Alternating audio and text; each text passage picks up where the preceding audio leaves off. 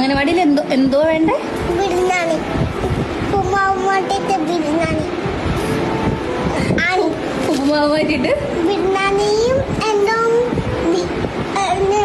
കോഴി. അംഗനവാടിയുടെ ഭക്ഷണ മെനുവിൽ ഇനി ബിരിയാണിയും. കുട്ടികൾക്കുള്ള പരിഷ്കരിച്ച മാതൃകാ ഭക്ഷണ മെനു മന്ത്രി വീണ ജോർജ് പുറത്തിറക്കി. ശംഖുവിന്റെ വാക്കുകൾ സമൂഹ മാധ്യമത്തിൽ വൈറലായതിന് പിന്നാലെ തന്നെ മന്ത്രി വീണ ജോർജ് ഇത്തരത്തിൽ അംഗനവാടിയുടെ ഭക്ഷണ മെനു പരിഷ്കരിക്കുമെന്ന് പറഞ്ഞിട്ടുണ്ടായിരുന്നു. ഇന്ന് സംസ്ഥാനതല അംഗനവാടിയുടെ ഉദ്ഘാടനം പത്തനംതിട്ടയിൽ നടന്നപ്പോഴാണ് ഇത്തരത്തിൽ പരിഷ്കരിച്ച ഭക്ഷണ മെനു പുറത്തിറക്കിയിരിക്കുന്നത്. നിലവിൽ കുട്ടികൾക്ക് പ്രഭാത ഭക്ഷണം, ഉച്ചഭക്ഷണം, ജനറൽ ഫീഡിംഗ് തുടങ്ങിയ അനുപൂരക പോഷകാഹാരമായിട്ടാണ് പരിഷ്കരിച്ചിരിക്കുന്നത്. മധുരത്തിന്റെയും ഉപ്പിന്റെയും അളവ് കുറച്ചുകൊണ്ട് പോഷകാഹാരപ്രദമായ രീതിയിലാണ് കുട്ടികൾക്ക് പുതിയ ഭക്ഷണ മെനു തയ്യാറാക്കിയിരിക്കുന്നത്.